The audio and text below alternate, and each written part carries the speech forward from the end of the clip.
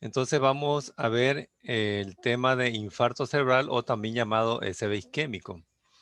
El SB isquémico de pronto comparte casi los mismos estadios que las hemorragias o el hematoma que hemos visto en la clase anterior. Vamos a tener el estadio hiperagudo, agudo, subagudo y crónico. La diferencia con las hemorragias es que en la hemorragia teníamos agudo, subagudo, crónico, hiperdenso, isodenso, hipodenso, es decir, 3 tipos de densidades. En cambio, en el infarto, en el SB isquémico, tanto en el hiperagudo, agudo, subagudo y crónico, en esos 4 estadios, la imagen es hipodensa. Es hipodensa. Pero entonces, ¿cómo vamos a poderlo nosotros diferenciar por los estadios? Porque esa hipodensidad va a ser más marcada, menos marcada, ya gris clara, gris oscuro, de pronto totalmente negro, y también tiene cambios o alteraciones visuales en la tomografía de estructuras adyacentes. Entonces, pongamos mucha atención en la clasificación de los estadios. Y también vamos a ver una parte de lo que es aneurisma. Entonces les voy a compartir el videoconferencia de la clase de lo que es SB isquémico. Pongamos atención, por favor. En esta clase vamos a tratar el tema de infarto cerebral, conocido también como SB isquémico.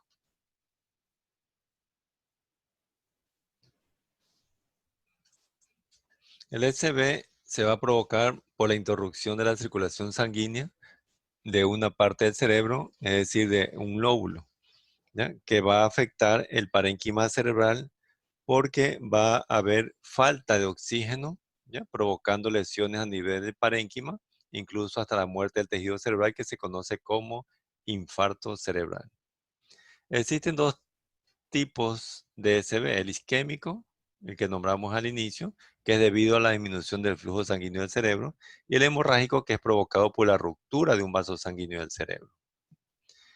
El porcentaje de frecuencia del isquémico tenemos el 75% y un 25% de SB hemorrágico.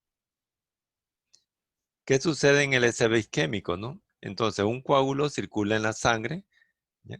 Que va en dirección al cerebro. El mismo se va a anclar en algún punto de alguna arteria del polígono de Willy, provocando la obstrucción de la misma, ¿no? Y por ende va a disminuir el riego sanguíneo, ¿ya? Con la consecuente falta de oxígeno hacia el territorio del cerebro o hacia un lóbulo determinado, depende de la arteria del polígono que se haya obstruido, ¿no? Y va a provocar daño en el parénquima cerebral. En cambio, en el SB hemorrágico va a suceder que la pared arterial está debilitada, se va a romper y esto por lo general puede ser favorecido por algunas enfermedades como la hipertensión arterial. La sangre que se derrama en el parénquima también puede causar daños. Va a haber disminución del flujo sanguíneo y también daños del parénquima por falta de oxígeno. Ahí tenemos nosotros una tomografía del cerebro simple, donde observamos múltiples imágenes redondeadas, las que estamos señalando en este momento, hiperdensas, rodeadas de una hipodensidad periférica que corresponde al edema perilesional. Esto hipodenso, recuerden que es el edema perilesional, ¿no? Localizadas estas imágenes en ambos lóbulos parietales. Entonces, nuestra impresión diagnóstica vendría a corresponder a infartos hemorrágicos. En el SB isquémico puede verse a trombosis, que la observamos en la arteriosclerosis, en la vasculitis, por traumatismo, o de pronto por embolia de enfermedades cardíacas, enfermedades propias del encéfalo, o ateromatosis de aorta o de la carótida. Ahí tenemos nosotros la parte anatómica de la estructura del polígono de Willy, recordando los segmentos de las arterias cerebrales anteriores, arterias cerebrales medias y las arterias cerebrales posteriores. ¿Qué tipo de tomografía nosotros vamos a solicitar cuando sospechamos que un paciente tenga un SB isquémico? Le solicitamos una tomografía del cerebro simple. ¿Ya? No podemos solicitar otro tipo de tomografía, ¿no? Para empezar. Este es cuando se sospecha que el paciente tiene por su sintomatología el SB isquémico. No podemos solicitar una tomografía del cerebro simple con medio contraste porque no va a ayudar en el diagnóstico de esta patología, ni tampoco una con ventana ósea, ¿no? Existen 4 estadios del infarto cerebral. Tenemos nosotros el hiperagudo, que se da dentro de las primeras 24 horas, en el estadio agudo de 1 a 2 semanas, en el estadio subagudo de 2 a 4 semanas, y en el estadio crónico del infarto cerebral mayor de 4 semanas. Empezamos entonces con el infarto en estadio hiperagudo, ¿no? Dentro de las primeras 24 horas. No se va a evidenciar signos durante las primeras 6 u 8 horas, incluso hasta dentro de las primeras 24 horas, a veces tomográficamente no se observan signos de un infarto hiperagudo. Para ello nosotros tenemos que recurrir a una resonancia magnética que es más sensible para este estadio del infarto cerebral. Pero tenemos que realizarle por protocolo de tipo de exámenes, por un algoritmo, una tomografía computarizada del cerebro. Podemos nosotros encontrar una discreta o leve hipodensidad, es decir, una imagen ligeramente gris, oscura, no tan o marcadamente oscura. La teoría me dice que existe un efecto de masa mínimo como borramiento discreto de los surcos superficiales, pero en la práctica no encontramos ese efecto de masa, ¿no? Pero teóricamente sí, sí lo mencionan los textos, ¿no?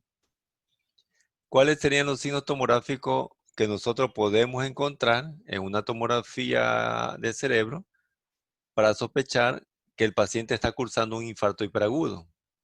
Aunque ya les mencioné anteriormente que en este estadio se utiliza mejor para el diagnóstico una resonancia magnética. ¿Cuáles serían los signos tomográficos? Primero, una arteria cerebral media ligeramente hiperdensa, es decir, ligeramente gris claro. Segundo, borrosidad del núcleo lenticular. Tercero, una pérdida de diferenciación entre sustancia gris y la sustancia blanca, que es debida al edema citotóxico, que corresponde al paso de agua del espacio extracelular al intracelular. Bueno, aquí en esta tomografía de cerebro nosotros encontramos una ligera hipodensidad, como lo mencionamos previamente, como hallazgo del infarto hiperagudo, ¿ya? Localizada en el lóbulo temporal del lado derecho, ¿no? Y es lo que estoy señalando en este momento. De pronto, si ustedes pueden ver aquí la flecha más pequeñita, ¿ya? Esta ligera hipodensidad no se ve o no es tan notoria, ¿no? Pero ¿cómo nosotros podemos saber que este corresponde a la hipodensidad tenue del infarto hiperagudo? Porque lo comparamos con el lado contrario, porque de pronto puede ser una hipodensidad normal. Lo comparamos con el lado contrario y observamos la diferencia de densidades, ¿no? Entonces, esta hipodensidad corresponde al infarto hiperagudo en el lóbulo temporal del lado derecho. Tenemos también el signo de la arteria cerebral media hiperdensa, ¿ya? Entonces, tiene que ser una sola, puede ser la derecha o la izquierda. En este caso, vemos la arteria cerebral media derecha hiperdensa, es decir, de color blanco, siempre y cuando sea una tomografía del cerebro simple.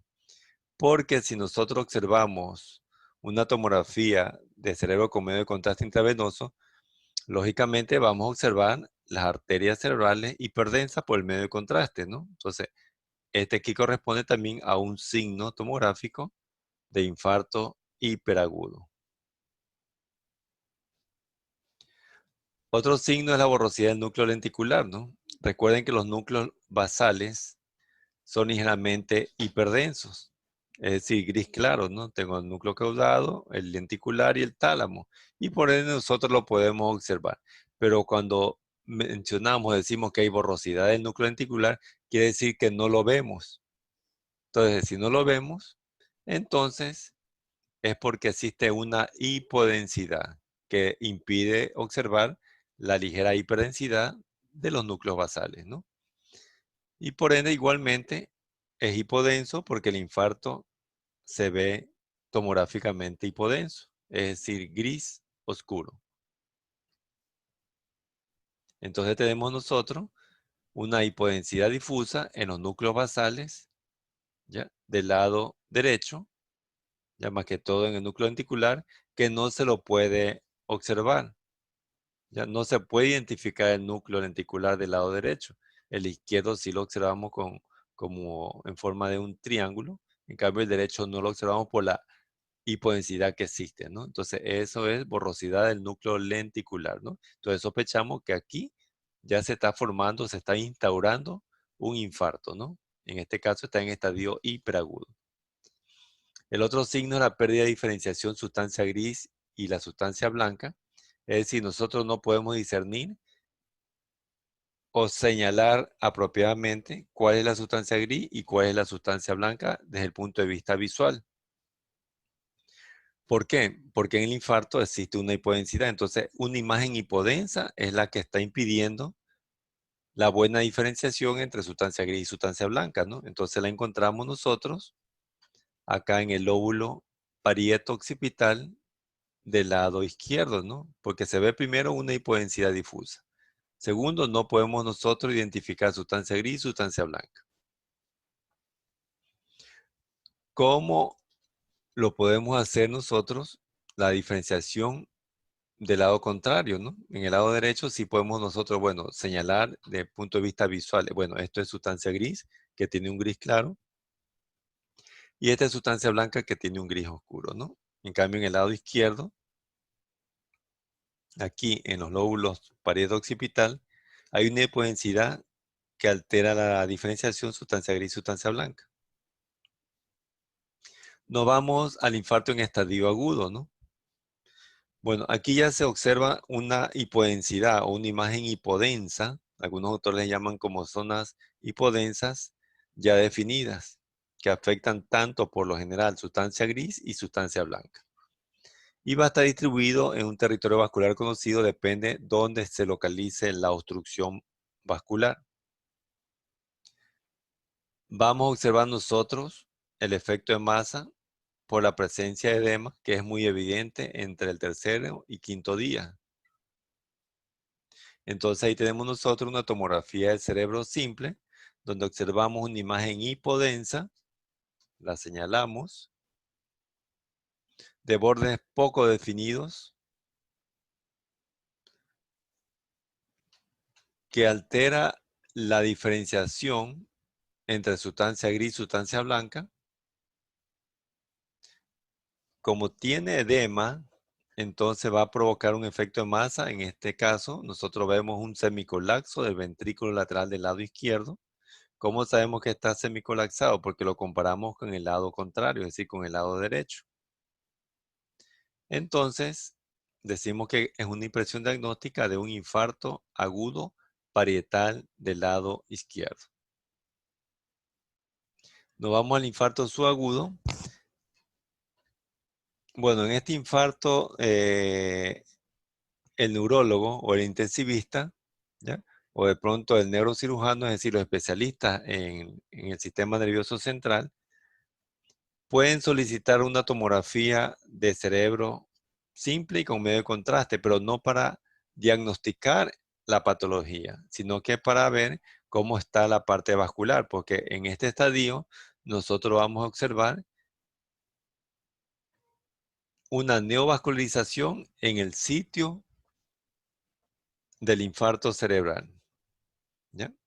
Entonces vamos a observar tomográficamente un realce de aspectos iriformes o también llamado circunvuliforme, ¿ya? Posterior a la administración de medio de contraste, ¿no? Esto se debe a la neovascularización que va a existir en este estadio, ¿no?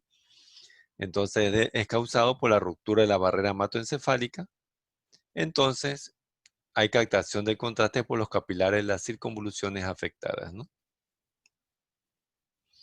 El edema y el efecto de masa ya tienden a desaparecer, ya estamos casi terminando el tiempo de evolución del infarto. Estamos entre la tercera y cuarta semana.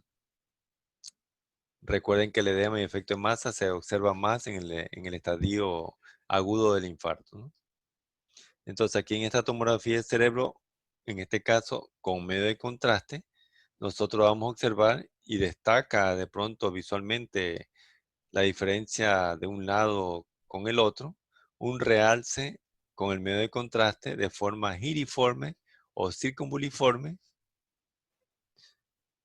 en los lóbulos parieto-occipital del lado izquierdo. Y nos vamos al infarto crónico, en el cual el edema ya no lo vemos, ¿ya? Por la propia evolución del estadio, ¿ya? Recuerden que ya el tejido comienza o ya se necrosa, ya no hay parénquima.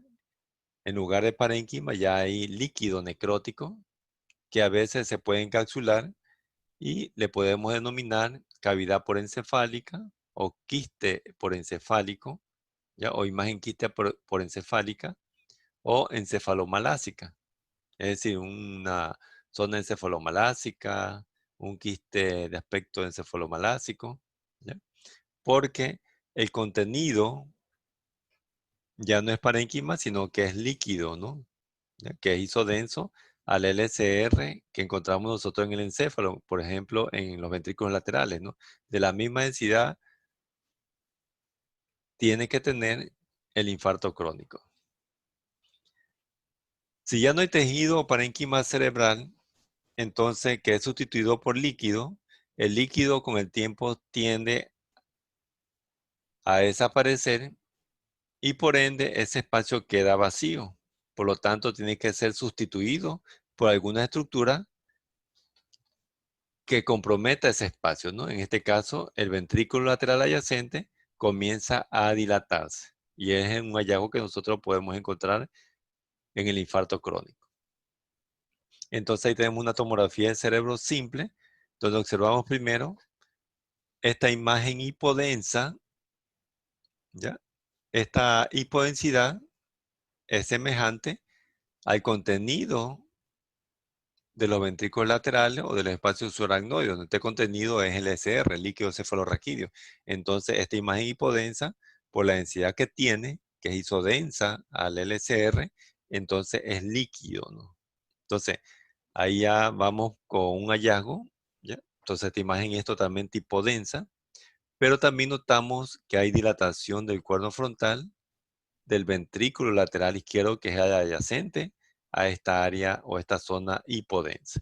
Entonces, con estos dos hallazgos nosotros podemos complementarlo y decimos que se trata de un infarto en estadio crónico, que está localizado en el lóbulo frontal, o sea, parte del frontal y también temporal, ¿no? Del lado izquierdo, ¿no?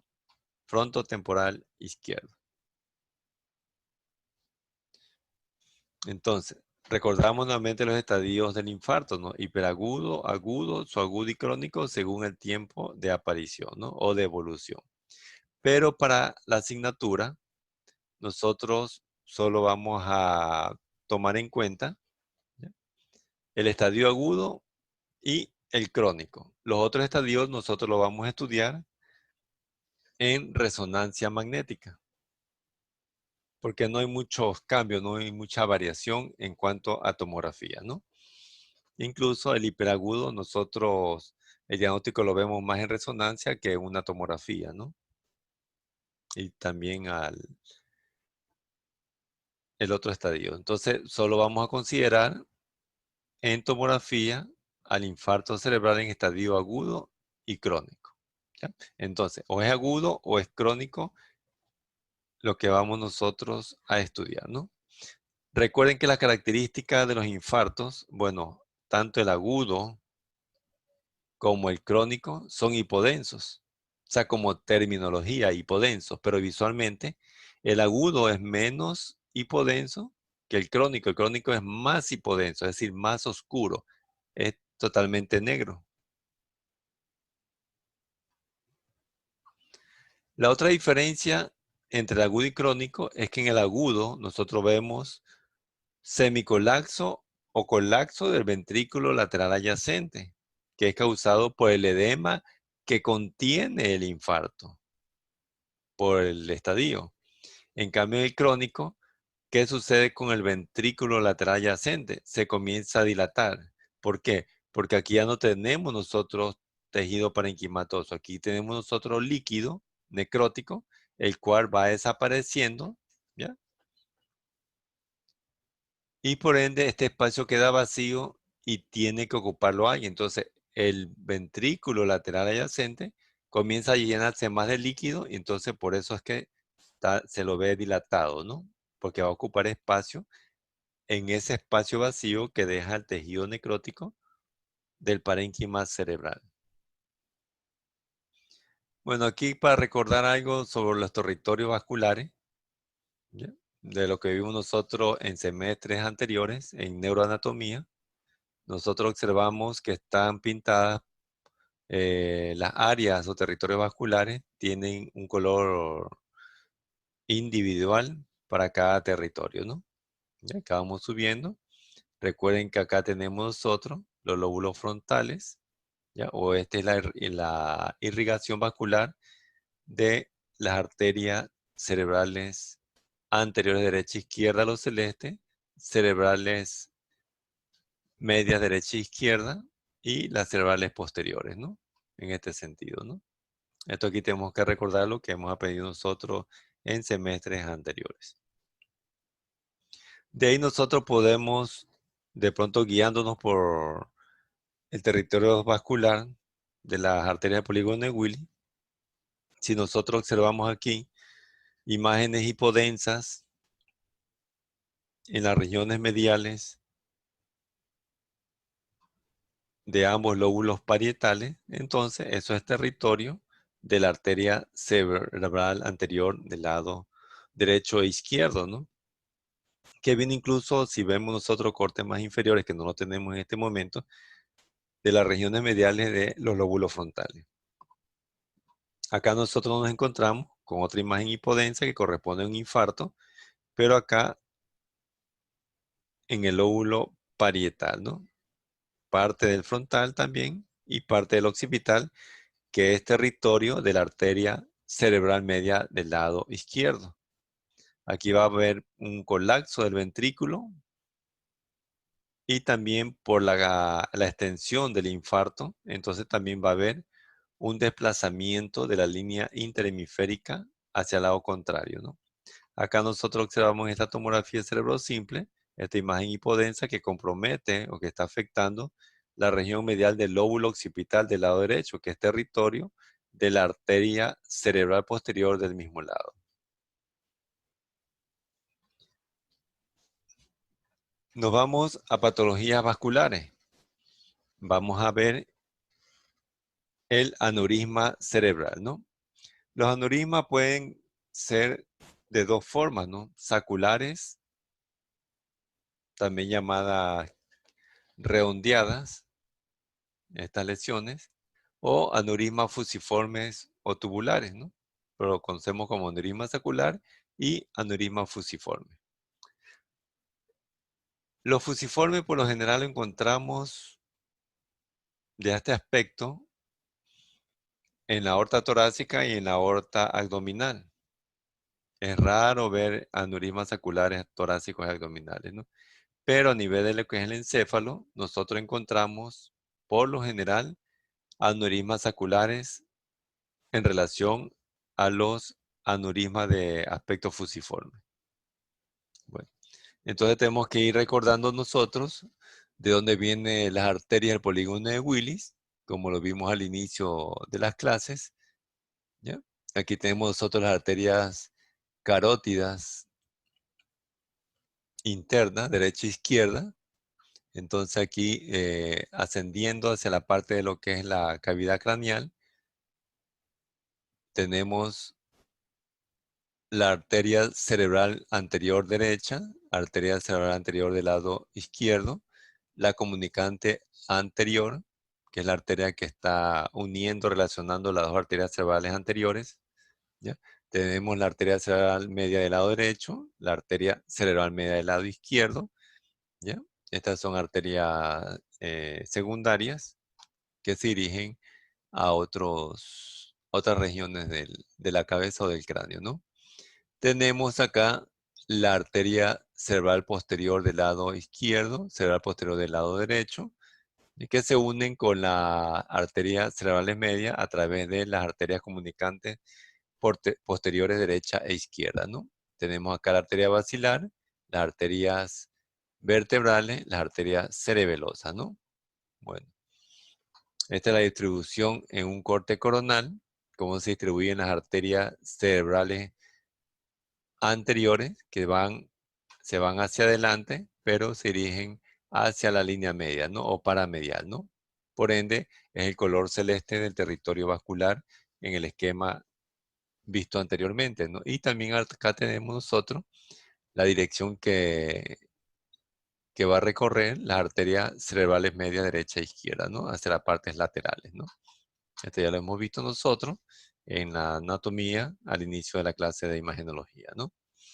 Esta es la parte, una vista externa de la distribución de las ramificaciones vasculares de la arteria cerebral media, ¿no? De un lado, ¿no? Y esta es la parte interna, ¿no? Tenemos arteria, las pericallosas, ¿ya? Que vienen de las arterias cerebrales anteriores, ¿no?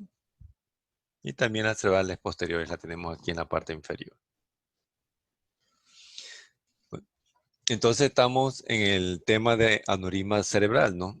Tenemos que realizar nosotros o solicitar o indicar que se realice a este paciente que sospechamos de un aneurisma cerebral una tomografía de cerebro simple y con medio de contraste, ¿no? Aquí tenemos nosotros la tomografía de cerebro simple en la que observamos una imagen redondeada, ligeramente hiperdensa, hacia la derecha del polígono de Willis, ¿ya?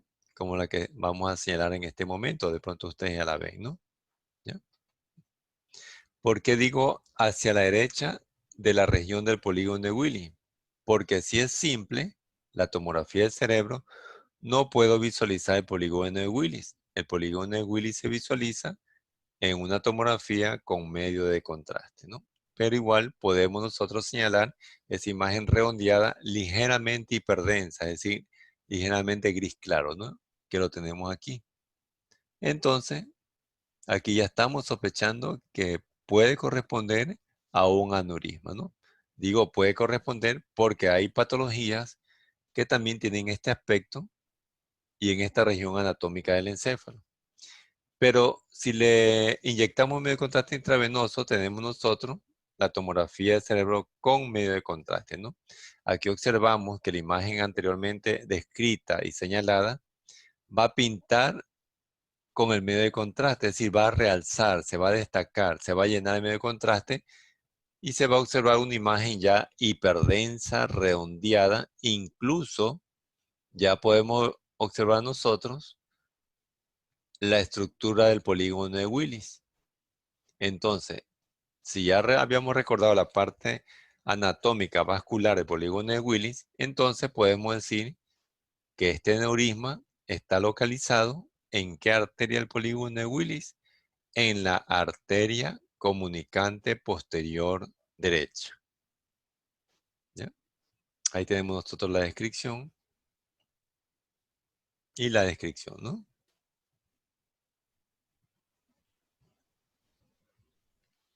Acá tenemos otra tomografía de cerebro con medio de contraste. ¿Cómo sabemos que es con medio de contraste? Porque vemos dibujado, pintado o realzado el polígono de Willis, donde observamos una imagen redondeada, hiperdensa, que corresponde a un aneurisma cerebral.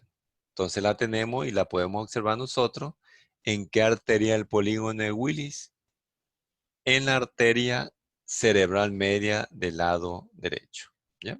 Y lo señalamos, ¿no? Creo que es bien notoria esta imagen de aquí, ¿no? Que corresponde a un gran aneurisma, ¿no? Cerebral.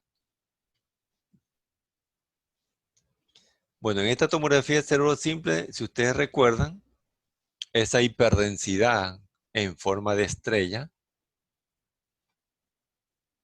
¿ya? no corresponden a un aneurisma, ¿no? ¿A qué podría corresponder o a qué corresponde recordando las clases anteriores?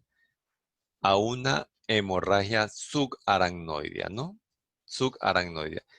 ¿Ya? No podemos confundirnos con el polígono de Willis porque recuerden que los bordes del polígono de Willis que se ve hiperdenso son bien definidos por las paredes vasculares. En cambio aquí estos bordes de esta estrella no son bien definidos, por lo tanto es sangre en el espacio subaracnoide.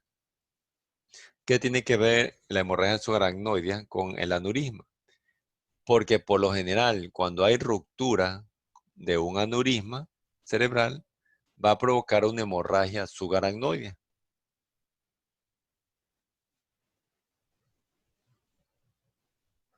O podemos invertir de pronto el comentario. Si nosotros vemos una hemorragia subaracnoidea en un paciente, tenemos que sospechar en un aneurisma roto, ¿ya? Pero de pronto aquí podemos de pronto sospechar en qué arteria podría estar el aneurisma,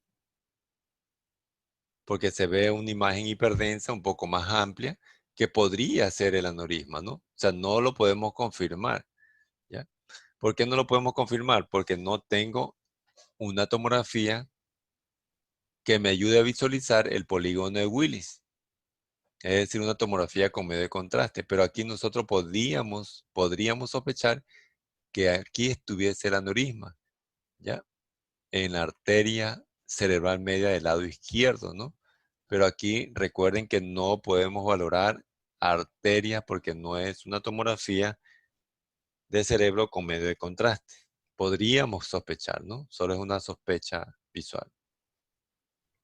Acá tenemos también nosotros dos tomografías de cerebro con medio de contraste. Este es una ventana especial solo para ver la parte vascular. ¿Ya? Es como una angio-TC, una angiotomografía. ¿Ya? O podríamos decirle, para iniciar o para empezar, tomografía de cerebro con medio de contraste, pero que tiene un filtro, ¿ya? Para ver la parte vascular, ¿no? O podríamos decir que se trata de una angio-TC, ¿no? Una angiotomografía del polígono de Willis, ¿no? ¿Dónde está el aneurisma? Bueno, aquí se ve a leguas, esta imagen redondeada hiperdensa, que por su tamaño no podríamos especificar su localización, ¿ya? Podríamos decir que es un aneurisma de la arteria cerebral anterior izquierda o el nacimiento de la arteria cerebral media del lado izquierdo o de pronto en la comunicante anterior, ¿no? Podría estar en esos tres tipos de localizaciones.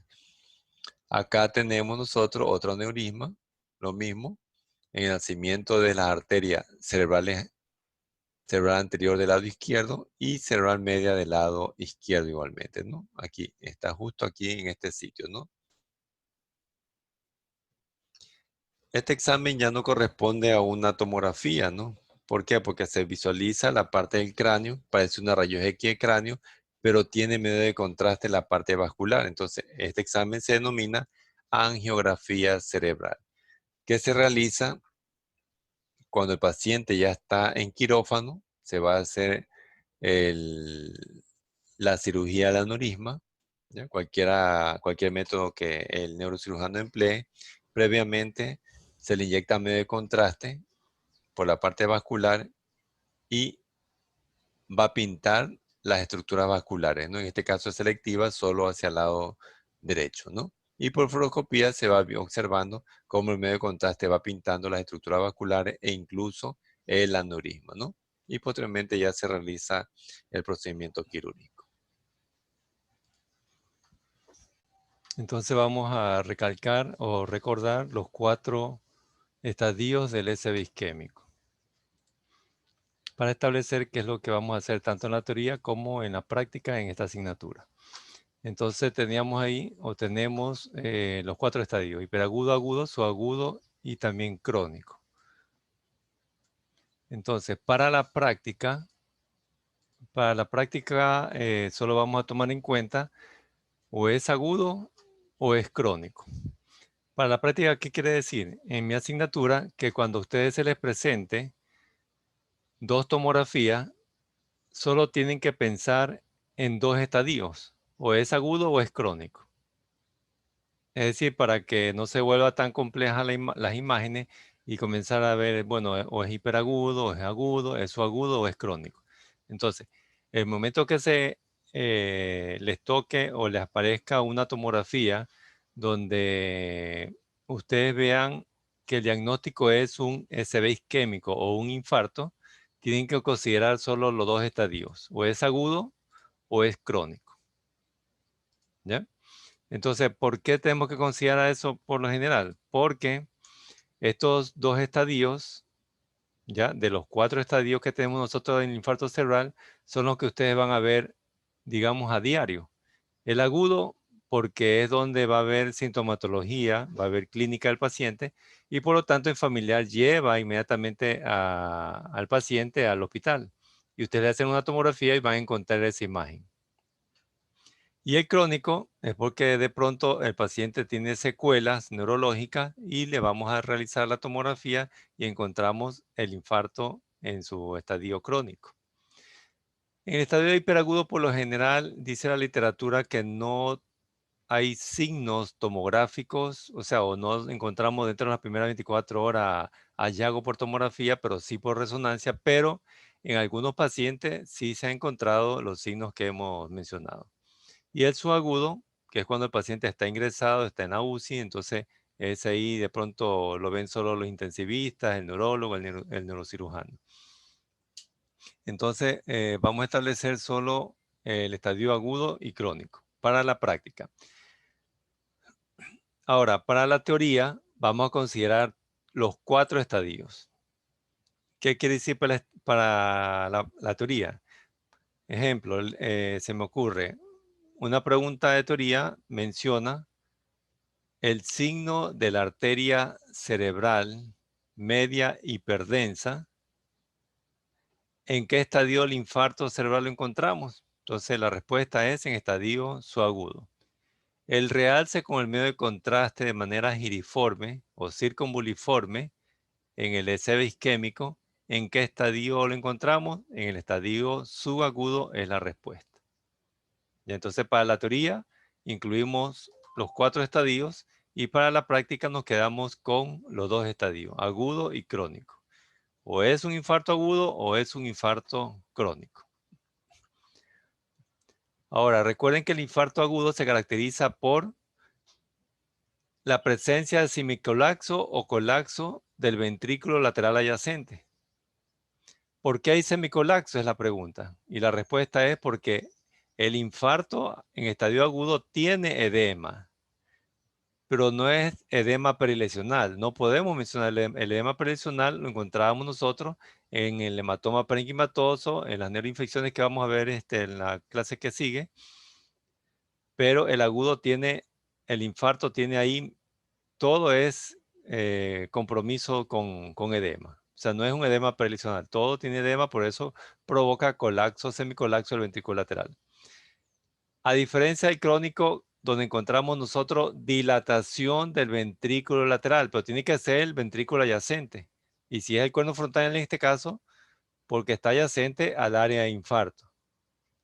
¿Por qué se dilata el ventrículo lateral adyacente en el infarto crónico? Porque esto hipodenso, esto negro, ya no es parénquima. ¿Por qué no es parénquima? Porque pasaron muchos días, semanas, entonces el parénquima, el tejido, se necrosó y esto es líquido necrótico y el líquido se reabsorba. Entonces, si se reabsorbe el líquido, esto queda un vacío, queda un hueco, digamos de esta manera, y el parénquima no va a crecer para sustituirlo. Lo que va a aumentar de diámetro es el ventrículo. ¿Por qué? Porque se va a llenar de LCR, se llena de LCR. Por lo tanto, ¿pero por qué se va a llenar bastante? Porque hay un espacio vacío adyacente. Entonces comienza a llenarse. Entonces comienza a dilatarse. Entonces ese vendría a corresponder a la diferencia. Hay otra pregunta que surge que dice, bueno, ante la sospecha que el paciente clínicamente tiene un SB isquémico, ¿qué tipo de tomografía le solicitan? La respuesta es tomografía de cerebro simple, ¿ya? Solo tomografía de cerebro simple. Pero doctor, si yo le puse en la evaluación tomografía de cerebro simple y con medio contraste, porque usted mismo mencionó que en el estadio subagudo, mire, me muestra el estadio, ¿ya? Mire, aquí dice, con medio de contraste, porque hay un realce giriforme y circunvoluiforme que demuestra la neovascularización. Entonces, ¿por qué me puso incorrecto en la respuesta? Porque la pregunta es, ante la sospecha que el paciente tenga clínicamente un SB isquémico, es decir, el paciente recién llega al área de emergencia, recién llega, pues eso es solo una simple del cerebro. ¿Y qué tiene que ver el subagudo? El subagudo es un infarto que ya lo conocemos, no tenemos la sospecha. Ya ha llevado o cursa al paciente la tercera y cuarta semana. Por lo tanto, no hay sospecha. ¿Correcto? ¿Alguna inquietud? Entonces, ya establecimos qué tipo de tomografía le vamos a solicitar al paciente que tiene un trauma craneoencefálico. Tomografía de cerebro simple y con ventana ósea. Eso lo vimos ya la clase pasada en trauma craneoencefálico. Ahora, en el infarto, una tomografía de cerebro simple y ante la sospecha que un paciente tenga un aneurisma, vamos a solicitar una tomografía de cerebro simple y con medio de contraste. Esa es la respuesta a esa pregunta. Considerando que la tomografía de cerebro simple no va a valorar 100% el aneurisma. Solo lo vamos a escribir, pero no vamos a confirmar que tenga o esto sea el aneurisma. Aquí no lo confirmamos. No vamos a confirmarlo ahí. ¿Por qué no lo confirmamos? Porque en realidad no se lo ve. O sea, se ve claro una imagen nodular, ligeramente hiperdensa, pero en realidad no se ve el aneurisma pintado o que se llena de medio contraste, como en la tomografía de cerebro con medio contraste. Aquí sí podemos decir, este es el aneurisma, podemos confirmarlo. Mientras tenemos la simple, solo es una sospecha de aneurisma, no podemos decir es un aneurisma. Y más aún, no podemos decir está localizado este aneurisma en la arteria comunicante posterior del lado derecho. Pero si en la teoría dice, perdón, en las diapositivas suyas dicen, pero yo no lo veo aquí. Aquí yo no veo la arteria comunicante posterior derecha, la arteria cerebral anterior, no veo nada. ¿Dónde la veo? Acá. Entonces, con medio de contraste vamos a valorar nosotros el aneurisma. Por lo tanto, la descripción es totalmente diferente, ¿ya? Recuerden los nombres de las arterias. Doctor, el aneurisma como respuesta que le doy está localizado en la arteria cerebral derecha. Incorrecto. Pero sí, doctor, mire, ahí está. Incorrecto. El nombre de la arteria es arteria cerebral anterior, derecha o izquierda, arteria cerebral media, derecha e izquierda, arteria cerebral posterior, derecha e izquierda, arteria basilar, arterias vertebrales, arteria comunicante anterior, arteria comunicante posterior derecha, arteria comunicante posterior del lado izquierdo. Tienen que recordar, o sea, no aprenderse ni estudiar, porque esto ya lo hemos aprendido y estudiado en asignaturas de ciclos y semestres anteriores, en anatomía y en neuroanatomía.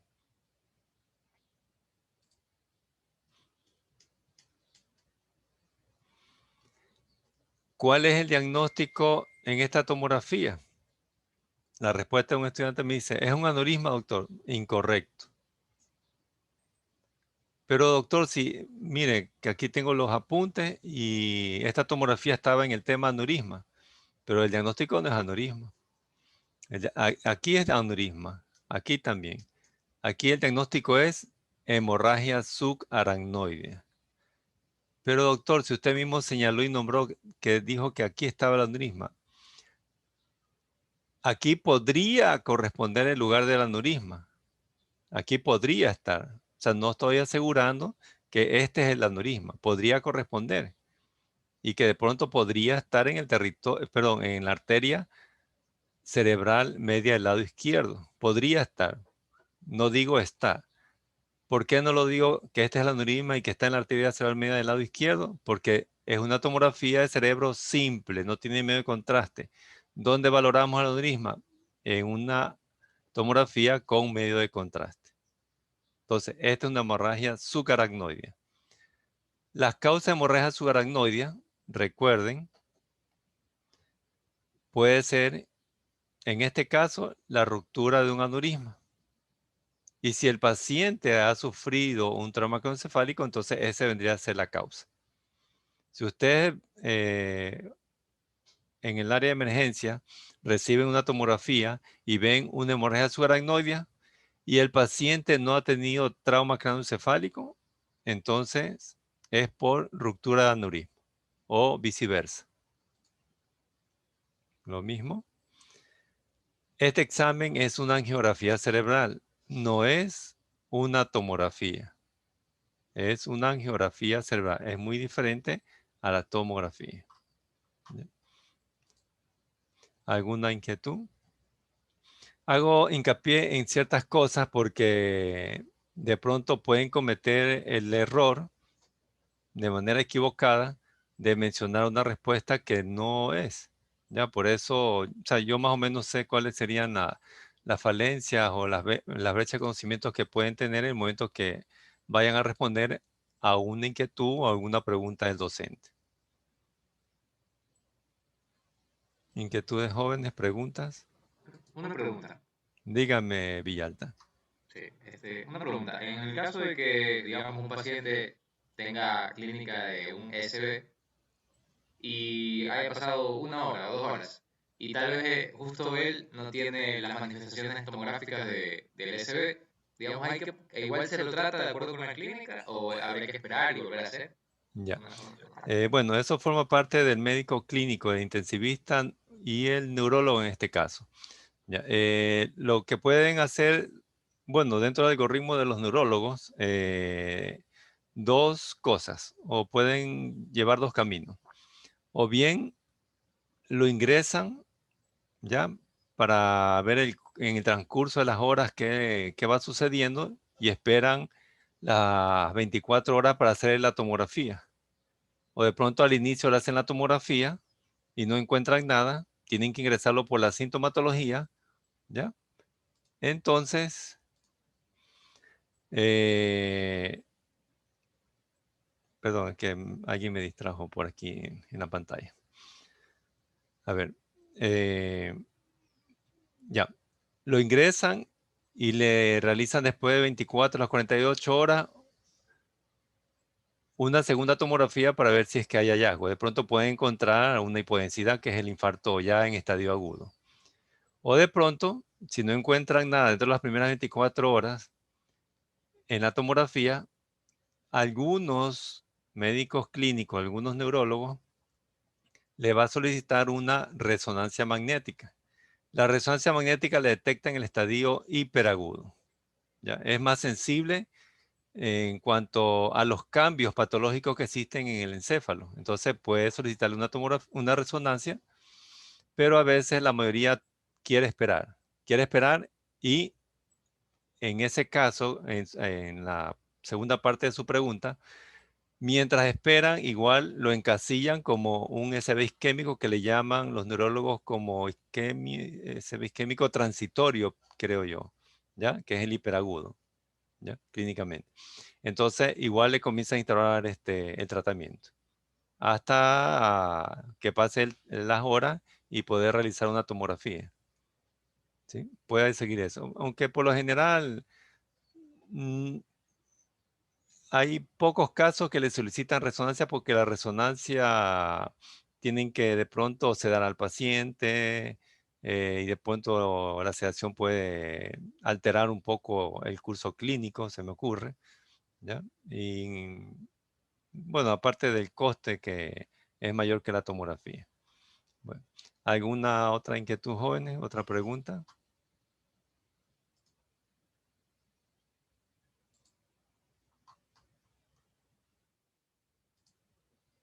¿Inquietudes? Bueno, entonces nos vamos en este momento al aula Mugle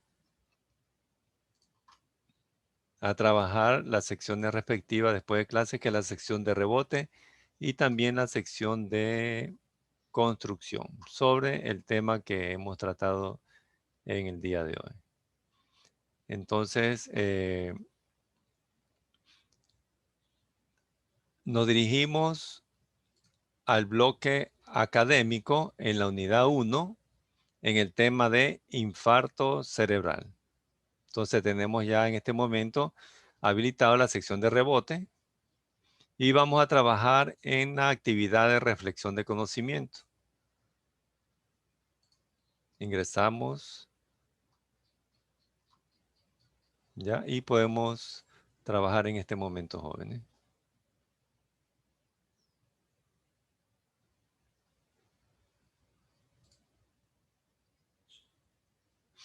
Ya tengo una respuesta, dos respuestas del estudiante Villalta y el estudiante Orellana.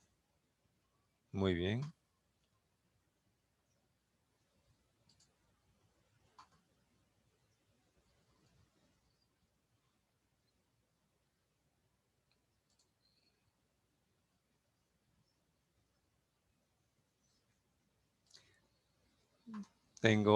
Se suman más estudiantes, estudiantes Sandoval, Yute, Villasís, Garzón, Castro, Amaya, Arias, Cedeño, Manosalvas, Mena, Azúa, Puya y Lozano. Entonces, mientras estén trabajando sus otros compañeros, les voy a habilitar en este momento la sección más hacia abajo, que es la sección de construcción del mismo tema. Entonces, ahí vamos a trabajar en el chat que dice análisis y discusión.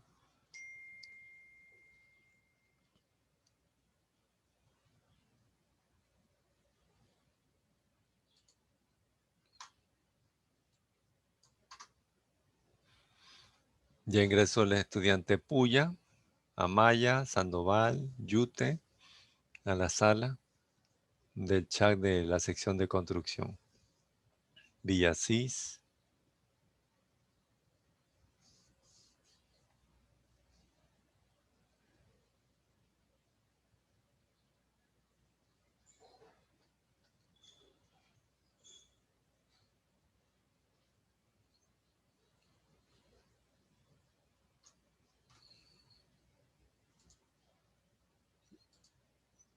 Estamos en espera de las respuestas.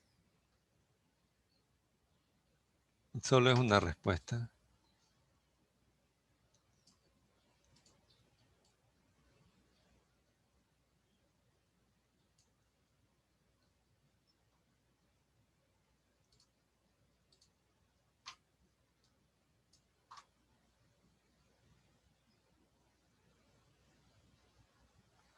Ya tengo la respuesta de Sandoval, muy bien.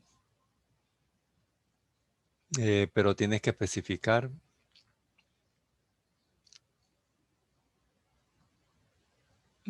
Amaya también tiene que especificar.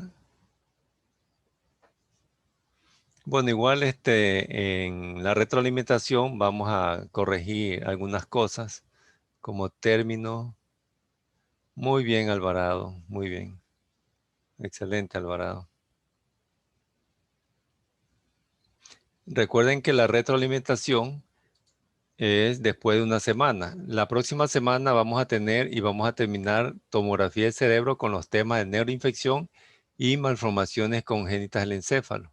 Pasado esa semana, entonces tenemos nuestra retroalimentación, que es una especie de lección oral no calificada, donde cada estudiante, en orden de lista de la A hasta la Z, va a pasar aquí al frente a la pizarra virtual ¿A qué? A describir una tomografía que de manera aleatoria por patologías le va a tocar. Entonces, describe la imagen, el tipo de examen y la impresión diagnóstica y vuelve a su sitio y pasa al siguiente estudiante. Vamos a aprender si estamos, bueno, vamos a aprender tanto el estudiante que está participando como el resto de estudiantes, los 33 o 34 estudiantes que están escuchando y observando la participación del estudiante. ¿De qué se va a aprender? De los errores y de los aciertos en la descripción de imágenes del estudiante que está participando. Entonces, la retroalimentación o la lección oral no calificada, entonces la hago una semana antes del aporte oral. ¿Para qué? Para que refuercen el conocimiento, para que corrijan ciertos errores o equivocaciones de la descripción de las imágenes, del diagnóstico, para que llegado el día del aporte, entonces se desarrollen muy bien. ¿Inquietudes jóvenes? ¿Alguna pregunta?